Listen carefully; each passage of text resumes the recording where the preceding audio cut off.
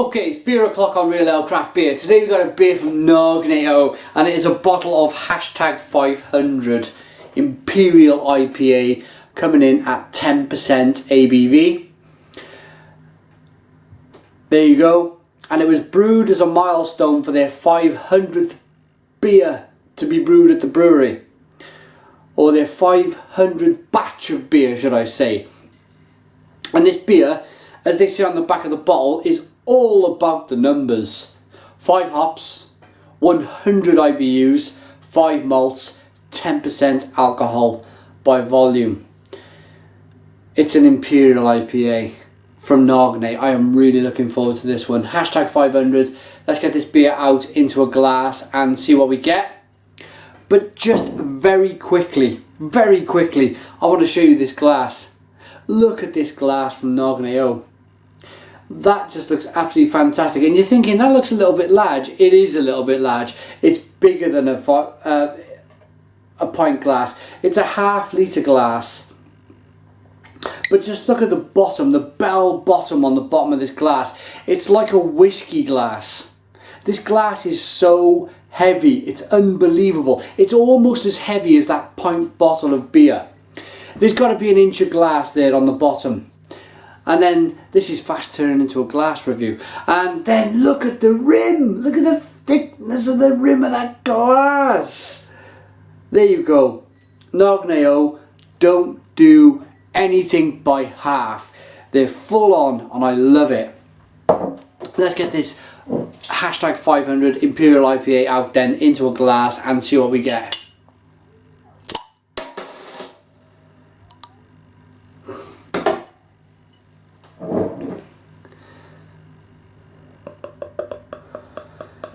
Okay, so a fantastic glug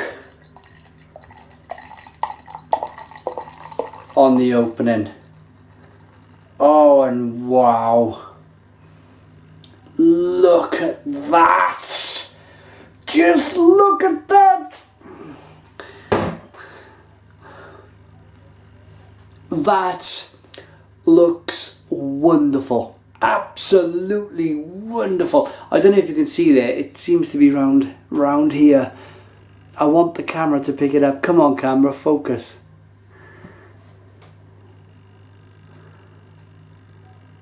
There you go. Look at them small moving bubbles there. That carbonation rushing up the middle of the glass.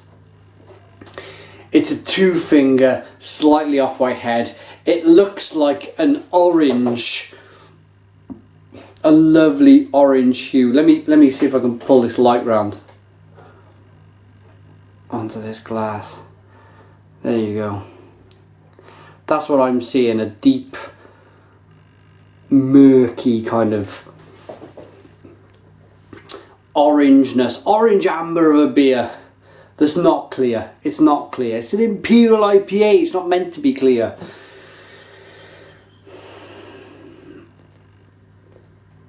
This glass reminds me of, it's so wide at the top.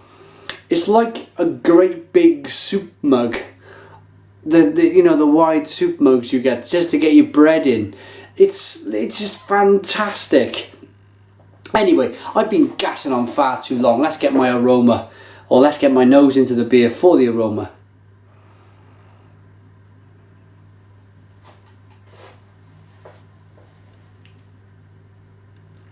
And it is giving off an aroma.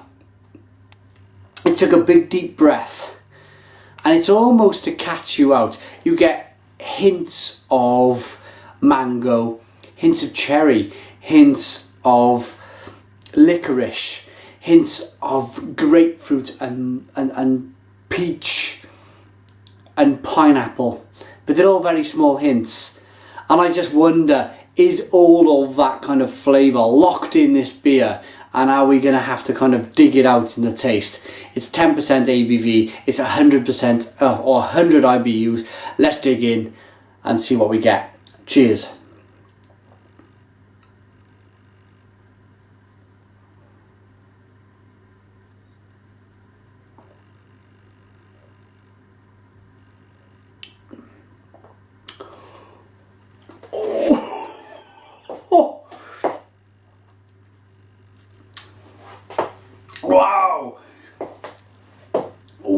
wow. Oh, blimey. That is one hoppy beer. That is one, I gotta get my crap together here. That is one hoppy IPA. Stone the Crows. I wanted to say Stone the Crows 10 seconds ago, but I was locked in that bitterness. There was no escaping, there was no breathing. It was just a case of bitterness overwhelming on my whole, it was overwhelming my eyeballs. It's unbelievably bitter, but it's unbelievably sexy all at the same time. It's not an unpleasant, although my face was screwed up like a crisp bag, it's not an unpleasant bitterness by any means, by any stretch of the imagination.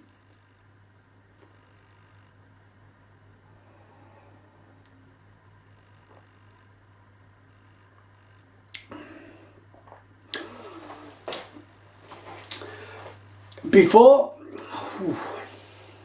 wow. The next thing I want to pick up on, sorry for the screwed up face, the next thing I want to pick up on is just that hop. There's so many hops in this beer, it's such a concentrated, the mouthfeel is like concentrate. If you live in the UK, you know orange and blackcurrant squash. The mouthfeel is just like drinking a cordial, an orange or a blackcurrant squash without any water, undiluted, just concentrated squash. It's that kind of syrupy and thick, and that's the hop resin. That's that. Do you know when if you've been to a brewery and you get a handful of hops and the brewer sometimes asks you to rub them together and kind of smell to release all of them aromas from the hop flowers, you'll be left with a stickiness on your hands, and it's just purely because of the oils are so sticky. There's so many hops used in this beer, it's given off such a big, thick, syrupy, gloopy kind of mouthfeel, along with them big malts that are in it as well. It's got to have a lot of malt in it as well to get it up to 10% ABV. That it's a beer that you just want to sip on it gently. You really do. It's not a beer that you could kind of, oh, just finish work, oh, I need a beer. It's not one of them. For me personally, and I have a place for a beer like this. Some people might say, there's no place for a 10% beer. There is. And there is if you're a gamer. I'm a bit of a gamer. I like my Xbox. I'll put a game on and play for an hour or two. And this is just one of them beers that you can sit, you can relax with, and you can just have a sip every 10, 15 minutes. And while you're gaming, it'll go down nicely, and then when it's finished, you've more or less finished your game. You've had enough of your game, you've drank the beer, and you're pleasantly beeried up, all at the same time.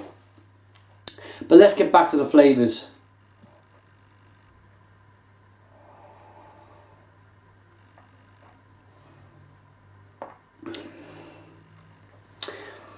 It's strikingly, it's them 100 IBUs, that bitterness, it's international bitterness or international bittering units, I believe.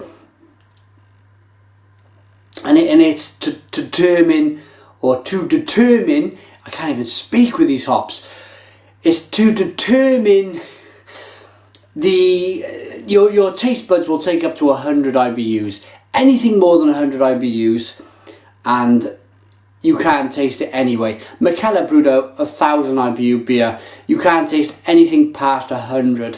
So I imagine this tastes exactly the same as the 1000 IBU beer. So generally in a pale ale you'll get 25, 30, maybe 35 IBUs. In an IPA, you'll get maybe 40, 50 or 60. In a double IPA, you'll get, you know where this is going, 60, 70, 80. And this is a double IPA, 60, 70 or 80. But they've gone, nah, we're going to go 100. We're going to go 100. It's mind-blowingly good. I like it.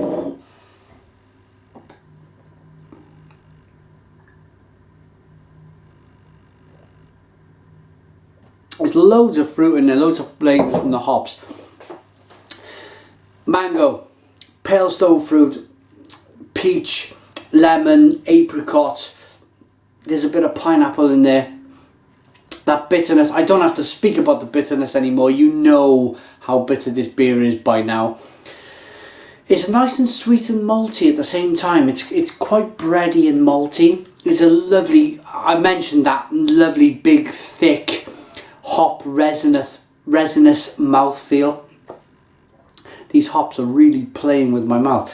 And yeah, it's just a great all-round beer. I've probably been talking far too long about this beer, but I think it deserves it. It deserves the extra time. So if you've been watching this and it's a little bit longer than my usual reviews, it's because it's a wonderful beer, and I hope you've enjoyed the experience with me watching the review.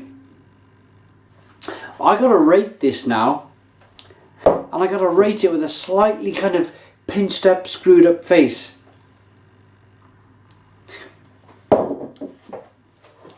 This beer is so hoppy, it's kind of, it's stuck being a permanent smile. This beer gets a 9 out of 10. It's a 9 out of 10 from Real Ale Craft Beer. If you are a hop head, go and buy it. Just go for it. You'll love it. If you like your Imperial IPAs, experience it. Go and try it. Go and try it out. Equally, if you like your big bready malts, give it a go. You'll like it. But I warn you, it's hoppy. But if you generally, this is a beer for everyone. If you like a big beer that's kind of 8, 9, 10%, give it a go. This is a beer that you cannot, this is one of life's